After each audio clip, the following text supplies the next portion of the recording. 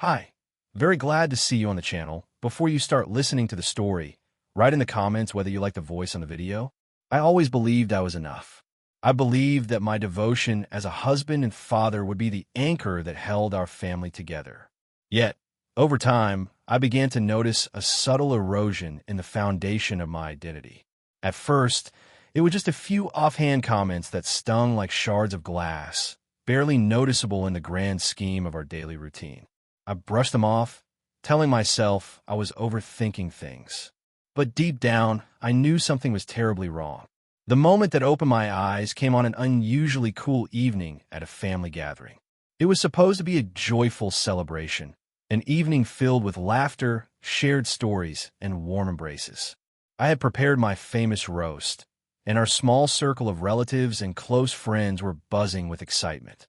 I had even taken time to dress up a little, wanted to show my family that I cared. The air, however, felt heavy with tension long before anyone spoke a word. In the midst of the chatter and clinking of glasses, my wife began her performance.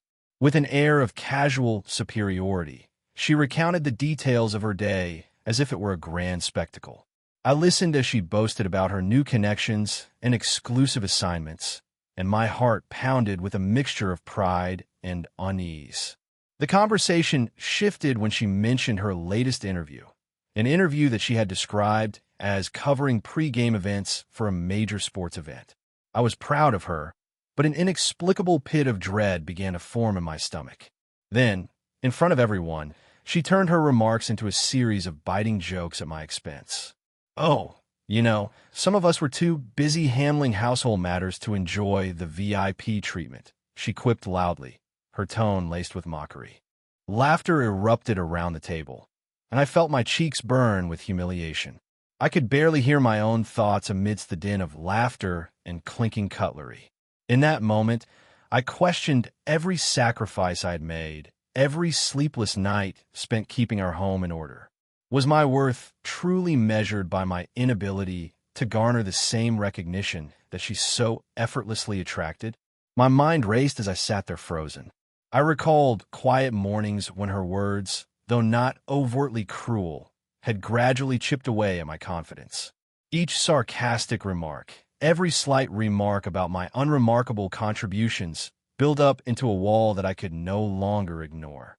I wrestled with the decision of whether to speak up, to demand that she acknowledge the pain her words inflicted, or to swallow my pride and continue enduring the humiliation silently.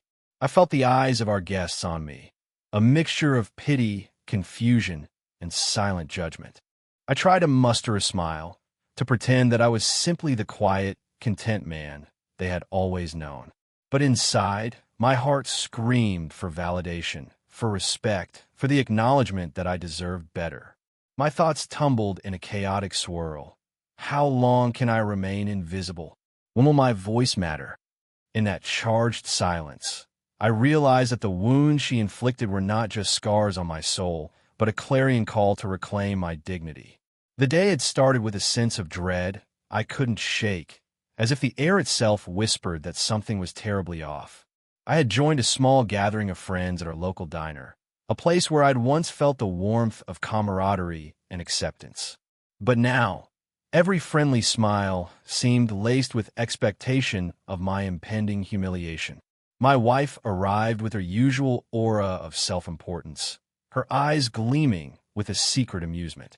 The conversation began innocuously enough, reminiscent of old times when laughter was shared without malice. But soon, her words took a darker tone.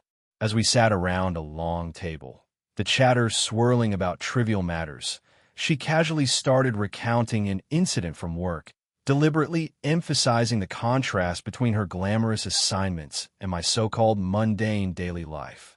"You should have seen the room," she said with a smile that did not reach her eyes. "I was surrounded by high-profile figures, while someone here was busy fixing a leaky faucet." Her voice carried a note of condescension, and even as I tried to focus on the comfort of the familiar diner, the sting of her remark cut through me like a blade. I felt the weight of every small, unnoticed sacrifice I had made over the years. The endless hours of care, the silent struggles, the dreams postponed in the name of duty. It all swirled into a cauldron of self-doubt and simmering anger that I could no longer contain. The banter continued, each word carefully chosen to expose my perceived weaknesses. My friends exchanged awkward glances, uncertain whether to laugh or to intervene, and I felt my confidence wither with every biting joke. "I never understood why someone would settle for mediocrity," she declared, her tone both mocking and triumphant. I could feel the eyes of the diner patrons on us, the murmurs of judgment and sympathy mixing in the background, amplifying my humiliation. I swallowed hard, trying desperately to keep my composure. For a long, agonizing moment, I sat silent, battling the urge to unleash a torrent of repressed emotions. Then, as if an unseen dam had burst, I found my voice, a raw, trembling sound that cut through the clamor of casual conversation. "Enough," I said, my tone steady but laced with a bitterness that startled even me. The suddenness of my outburst created a hush over the table. "I've done more than enough," I continued, locking eyes with her as I spoke. "I've sacrificed my time, my energy, my heart, and for what? To be ridiculed as if my efforts meant nothing." The room seemed to hold its breath, and for a brief second, I saw a flash of guilt in her eyes before it was quickly replaced by icy indifference. "I'm tired of being your punching bag," I added, the words heavier than I intended, each syllable echoing the deep-rooted pain I had endured. My friends sat in stunned silence, some nodding in quiet support while others shifted uncomfortably in their seats. My wife's face twisted in anger, a smirk playing on her lips as if she had expected this outburst all along. "You think you're better than me now?" she sneered. "You're nothing but a bitter man who can't accept reality." The words, though expected, only fueled the fire burning within me. In that moment, I realized that my sacrifices had been twisted into a source of ridicule, a tool for her to assert control over my very existence. My heart pounded fiercely as I watched her attempt to regain dominance with a flippant laugh, but my resolve had hardened. The shame and humiliation that had once defined me were now the very weapons I wielded against a future filled with uncertainty. As I sat there amidst the silence and the shattered remnants of our old life, I couldn't help but wonder if this was the breaking point, the moment when the man I once was finally allowed to reclaim his dignity, no matter how painful the process might be. The day had barely broken when I found myself wandering through the quiet halls of our home, attempting to clear the remnants of yesterday's chaos in the hope of finding some semblance of peace. As I moved from room to room, my mind still reeling from the confrontation at the diner, I tried to focus on the simple tasks at hand. In the attic, where forgotten memories and dust-coated boxes accumulated over the years, I discovered a small wooden chest tucked away behind stacks of old magazines and faded photographs. Its ornate carvings caught my eye, a delicate pattern that hinted at something expensive, something meant to be hidden. I hesitated before lifting the lid, my heart pounding with a mix of curiosity and dread. Inside, wrapped carefully in soft velvet, lay an expensive gift, a sleek, modern timepiece engraved with initials that were not mine. My fingers trembled as I picked it up, the cool metal a stark contrast to the burning fury rising inside me. For a long, suspended moment, I was unable to comprehend what lay before me. The evidence was undeniable, and the weight of betrayal pressed down on me with a force that nearly knocked the breath from my lungs. I stood there, in the dim light of the attic, trying to piece together the puzzle that had been so meticulously hidden. How could I have been so blind to the subtle signs that had always whispered of secrets? I recalled countless evenings when my wife's hurried glances at her phone and the sudden disappearances that she excused as meetings or errands now resonated with a sinister clarity. The realization that her cruelty might have been a facade to justify her hidden infidelities sent a chill through me. My mind raced as I tried to reconcile the image of the woman I once loved with the stranger who had orchestrated this deception. The shock soon gave way to a simmering anger and deep-seated grief, emotions so powerful that they threatened to overwhelm me. In the silence of that forgotten space, I felt as if every betrayal I had endured was converging into a single, unbearable moment of reckoning.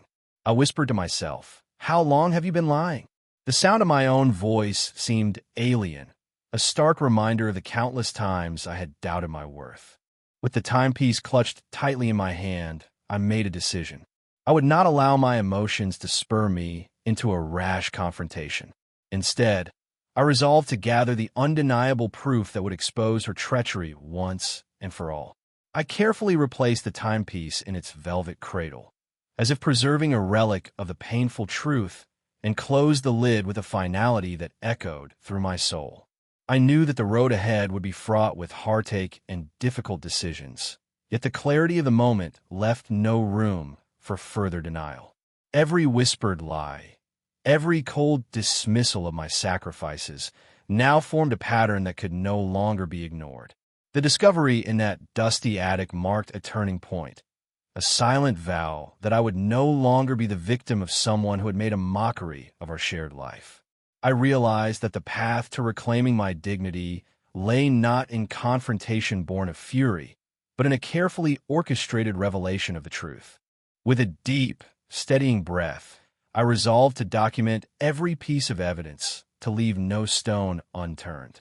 The betrayal was no longer just a wound to be hidden away. It was a call to action.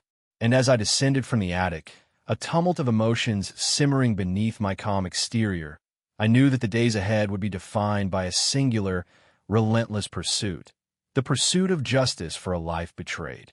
I spent sleepless nights obsessing over every detail of my plan, the weight of betrayal now replaced by a fierce determination to reclaim my life.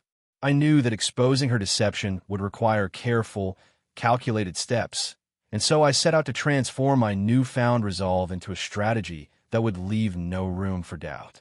My first move was to replace the expensive timepiece, a symbol of her covert betrayal, with an expertly crafted replica.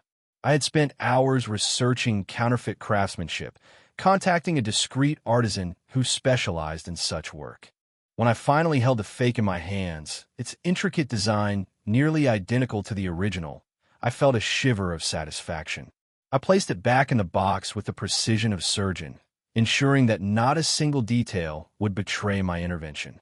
Every movement was methodical, every decision deliberate, as I prepared to gather the concrete evidence needed to expose her duplicity once and for all. With the fake gift hidden safely away, I turned my focus to tracking her every move. I recalled how the GPS tracker on my old phone had once served me well during my college days, and so I scoured online forums and local tech markets until I found a discreet device that could be easily concealed in her car. The installation itself was a covert operation. On a moonless night, I parked at a distance near our driveway and made my move with the stealth of a man possessed by both grief and purpose. I felt the adrenaline surge as I slipped into the car, avoiding every creak and rustle, until I finally fixed the tiny tracker beneath the dashboard.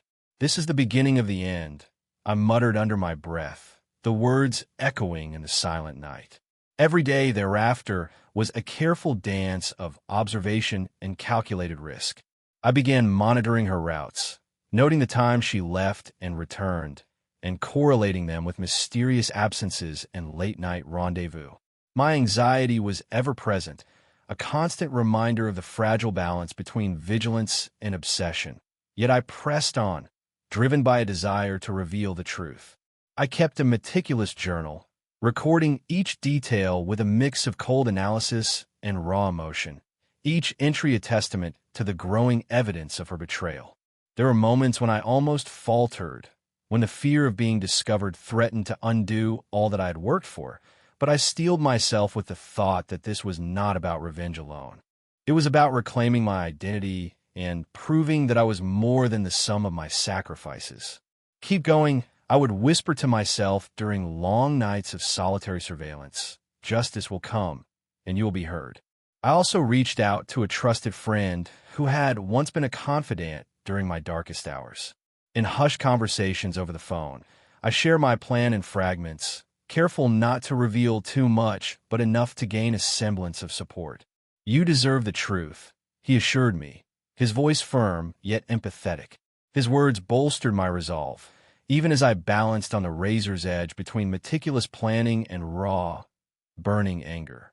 Every moment felt like a slow-motion build-up to an inevitable climax, a time when the scales would finally tip in my favor.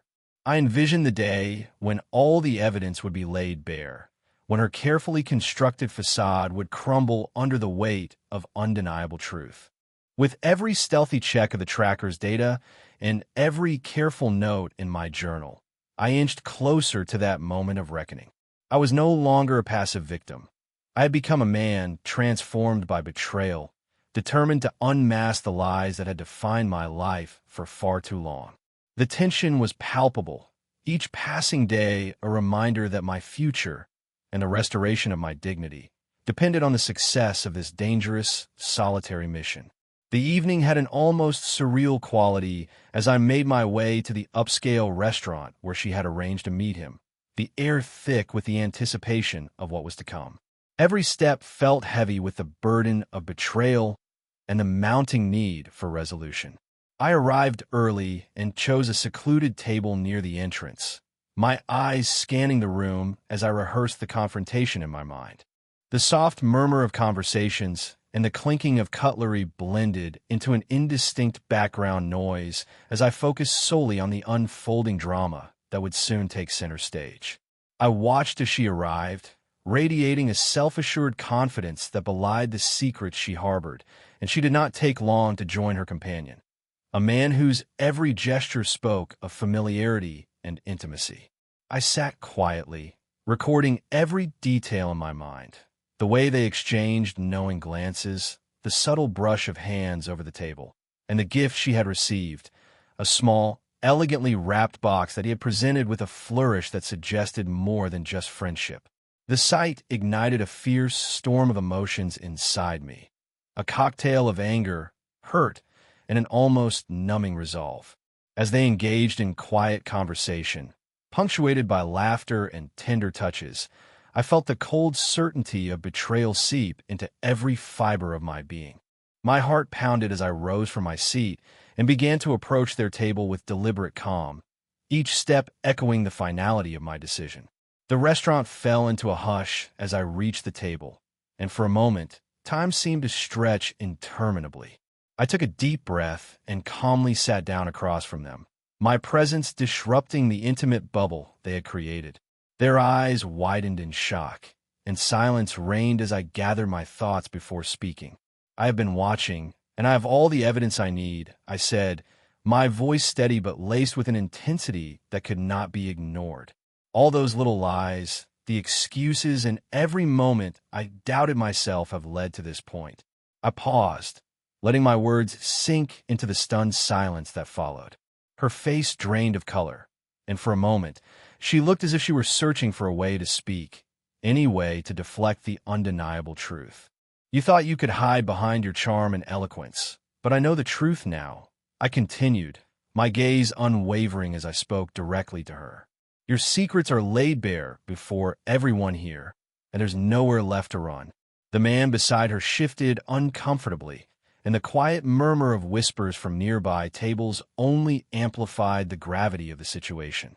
"I trusted you," she finally managed, her voice a mix of desperation and regret, "but I never expected this betrayal." I leaned forward, my eyes reflecting both the pain of my past and the resolve of my present. "Betrayal cuts deepest when it comes from the ones who are supposed to stand by you," I said, my tone soft yet laden with authority. "Tonight, there is no room for excuses, only the consequences of your actions." The atmosphere was charged with raw emotion, the air thick with the weight of shattered trust and the inevitability of justice. With every word, I could feel the tide turning, the moment of reckoning washing away the remnants of a life built on false promises. I gathered my belongings slowly, each movement deliberate, knowing that what I had done would irreversibly alter the course of our lives.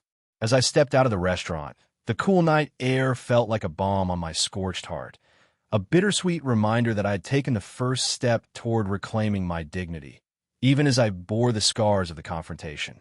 The taste of victory was intermingled with profound sadness, for while I had unburdened my soul of years of deceit, I was also forced to confront the painful truth that trust, once broken, could never be fully restored.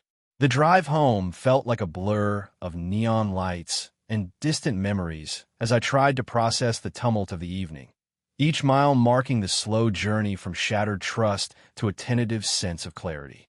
I arrived at our house, the familiar structure now transformed into a battleground of emotions, and stepped inside with a heavy heart. The silence was oppressive, broken only by the low hum of the refrigerator and the echoes of memories that clung to every corner of our once shared home. I moved cautiously through the hallways, each step a reminder of everything that had happened, until I finally settled in the living room, seeking solace in the quiet solitude that I desperately needed. Minutes later, the front door creaked open, and there she stood, my wife, her face a storm of anger and desperation, her eyes glinting with a mix of defiance and fear. Her presence filled the space, and in an instant, the calm I had fought so hard to maintain was shattered. "I can't believe you did this," she snapped, her voice trembling with a concoction of fury and disbelief as she advanced toward me. "You think you're some kind of hero now? Running around, making a spectacle of everything." I steadied myself, the resolve that had been building since our confrontation at the restaurant surging within me. "This isn't about heroics," I said, my voice even but resolute. "It's about finally seeing things clearly." She scoffed, tossing her head back as if dismissing my words, but I could see the uncertainty in her eyes beneath the veneer of anger. "You're lying," she insisted, her tone growing louder with each word. "You set this whole thing up, and now you're just trying to make me look like the villain." I took a slow, measured breath, refusing to allow her accusations to drown out the truth I had fought so long to reveal. "No, I'm done being your scapegoat," I replied, my tone soft yet unyielding. "I've suffered in silence for far too long, and now I see everything for what it is." The room seemed to pulse with the tension of our words, each syllable resonating with the weight of years spent enduring manipulation and gaslighting. "You never cared about me," she shouted suddenly, tears mingling with rage as she accused me of betrayal in a desperate bid to shift the focus away from her own faults. "I'm the one who sacrificed, who kept everything together while you chased your own selfish desires." Her voice cracked under the strain of her emotions, and for a fleeting moment, I saw vulnerability in her eyes, a stark contrast to the confidence she had once exuded. But that moment passed quickly, replaced by a hardened resolve on my part. I cared. I countered, the firmness in my words leaving no room for doubt. "But I also deserve respect, honesty, and the truth. I won't be manipulated any longer." Her face contorted in anger, and she lunged forward, as if trying to reclaim the control she had lost. "You're making a mistake," she spat, her words tumbling out in a torrent of bitterness. "You think leaving will fix anything, but you're just proving that you're weak." I stood my ground, each word deliberate and measured, a testament to the strength I had discovered in the aftermath of betrayal. "I am done with this charade," I said, my voice rising slightly as I met her gaze. "I am done with a life built on lies and half-truths. I've spent too many years trying to please you, to hide my pain, and it's time for me to move on." The intensity of the moment hung heavily in the air, every word forging a new path toward my liberation. With each passing second, it became clearer that our shared life had crumbled beyond repair. The realization that I had to leave, to reclaim not just my dignity, but my future, settled over me like a long-awaited epiphany. "Maybe you should leave then," she muttered bitterly, her voice a mixture of resignation and fury. I hesitated for a brief moment, the significance of that simple suggestion echoing in my mind, before I turned away from her, my decision final. That night, as I walked out of the house for the last time, every step felt like a declaration of my newfound strength, a step toward freedom from a life that had suffocated me for far too long. In the days that followed my departure from the home, I found myself enveloped in a swirl of legal paperwork, phone calls, and quiet determination. The once oppressive silence of our shared life was now replaced by the relentless hum of justice being pursued. I began gathering every scrap of evidence that could attest to the betrayal I had uncovered, meticulously organizing receipts, messages, and documents that confirmed the deception. Every piece of evidence felt like a brick in the foundation of the case I was building, a case that would finally affirm the truth that had been so long hidden in plain sight. The legal battle was more than just a divorce proceeding. It was a confrontation with a past marred by manipulation and deceit. I sat in a small, cluttered office with my lawyer, a man with a calm demeanor and a reputation for turning even the bleakest cases around, and detailed every painful moment that had led to this point. His eyes, though sympathetic, carried the steely glint of someone who knew that hard evidence was the key to shifting the power dynamic. "We have a solid case," he assured me in a measured tone, his voice cutting through the fog of uncertainty that had clouded my mind for so long. "The evidence speaks for itself." I nodded, feeling a surge of relief mixed with apprehension, aware that every word recorded and every document filed would not only dismantle the carefully constructed facade of our former life, but also reshape the future that lay ahead. The courtroom became a stage where every detail of our shared history was laid bare, and I found myself recounting moments of betrayal with an emotional detachment that belied the storm raging within. I recall sitting in the witness stand, facing my soon-to-be ex-wife and her team of attorneys, feeling as though I were reliving each humiliating moment, each whispered lie that had chipped away at my identity. As I spoke, the room was charged with the tension of conflicting narratives, each side weaving their version of the truth. The judge's steady gaze reminded me that in this arena, facts reigned supreme, and the evidence I had gathered could no longer be ignored. At one point, when my former spouse attempted to twist the narrative, accusing me of exaggerating every detail, I could no longer hold back the pent-up anguish that had accumulated over years of silent suffering. I have lived through every betrayal, every moment when I was left to pick up the pieces of my shattered pride. I declared, my voice echoing in the hushed courtroom. "I trusted you, and you used that trust to build a life of lies." My words hung in the air, drawing murmurs of approval from some of those present, while others simply exchanged glances of astonishment. Throughout the proceedings, I felt a transformation taking place, a shedding of the weight that had once kept me tethered to a life of submission. Every documented piece of evidence, every testimony that corroborated my claims, was a step toward reclaiming my dignity. The legal process was arduous, and there were moments when the overwhelming nature of the revelations threatened to drown me in despair. Yet with each day that passed, as I reviewed depositions and prepared for the next hearing, I began to see that this battle was not just about retribution, but about affirming my worth and the right to live honestly. I left each session with a growing sense of empowerment, convinced that the scales of justice were finally tipping in my favor. The courtroom had become a crucible in which the lies were melted away, leaving behind nothing but the raw, unvarnished truth. Every visit to that somber hall was a step away from a past defined by deceit and a leap toward a future where I could stand tall, unburdened by the falsehoods that had once suffocated me. I stepped into a modest apartment with a mix of trepidation and hope, the walls echoing promises of a fresh start, while the memories of a painful past still lingered in every corner. The small space was sparse, yet welcoming, a blank canvas on which I could finally rebuild my life on my own terms. The early mornings were quiet now, filled with the soft rustling of the newspaper and the distant hum of city life, a stark contrast to the tumult that had once defined my days. I spent hours arranging each room with care, letting every chosen piece of furniture symbolize a step away from the darkness I had left behind. As I unpacked, I recalled how my former life had suffocated me, each painful memory slowly replaced by the promise of new beginnings.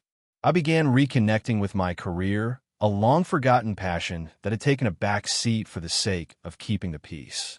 I returned to the work that had once stirred my creative spirit, and with every project, I felt the heavy chains of self-doubt slowly disintegrate.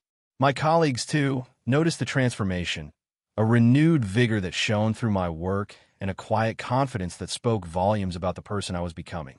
One afternoon, while discussing a major project with a trusted mentor, I heard his approving words. "You've got a spark back in you, a determination that no setback can extinguish." Those words resonated deeply, affirming that I was finally reclaiming the identity I had lost. Evenings became a time of reconnection with my children, who had watched the unraveling of our old life with confused eyes and timid hearts. We shared quiet dinners, played simple board games, and exchanged stories that filled the gaps of our recent silence. Their laughter, innocent and unburdened, became the soundtrack of my recovery, a reminder that the future could still hold moments of joy and connection. Across town, the ripple effects of the breakup were becoming evident. My ex-wife, once a beacon of confidence and control, found herself navigating a world that no longer catered to her whims. Invitations dwindled, and the support system she had so expertly curated began to fray. I learned from a casual conversation with an old acquaintance that she was struggling to maintain the facade she had once perfected, a stark contrast to the clarity and freedom I was beginning to experience. "It seems like the truth has a way of catching up, doesn't it?"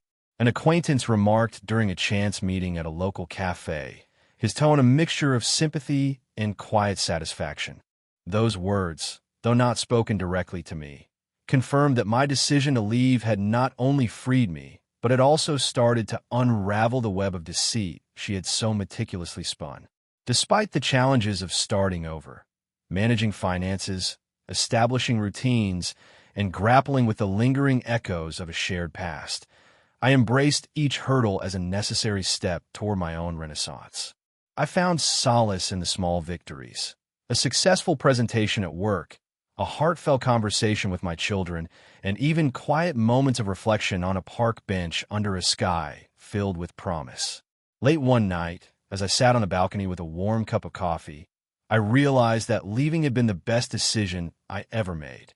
The journey was far from over, but each day brought me closer to a future where I was not defined by betrayal or regret, but by the strength that had carried me through the darkest moments. I whispered to myself in the solitude of that crisp night air, "This is just the beginning." In that quiet affirmation lay the unwavering belief that, regardless of the scars left by the past, the future was mine to shape, a future filled with genuine connections, unyielding hope, and the kind of peace that comes from finally embracing one's true self. In the weeks that followed the courtroom battles, a strange sense of equilibrium began to settle into my life, a delicate balance where justice had finally met its mark. I could sense a shift, not only in my own inner world, but in the world around me, as if the universe were gradually realigning itself in favor of truth. I started receiving messages from old friends and acquaintances who, over time, had grown wary of her manipulative ways. The whispers in our community grew louder, and soon enough, it became clear that the consequences of her actions were catching up with her. One afternoon, while I was reviewing some final details with my lawyer, he remarked, "You've done all you can legally do. Now, let the rest of the world take its course."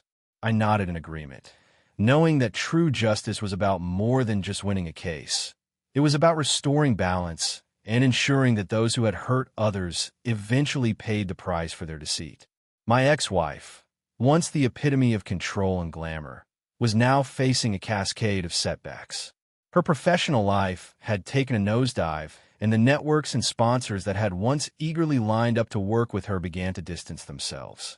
I overheard from a former colleague that her latest assignment had been canceled amid swirling allegations and a rapidly deteriorating reputation. The truth always finds a way. One of them confided to me in a hushed tone, his eyes reflecting a mixture of pity and quiet vindication. Meanwhile, her personal life was unraveling even further.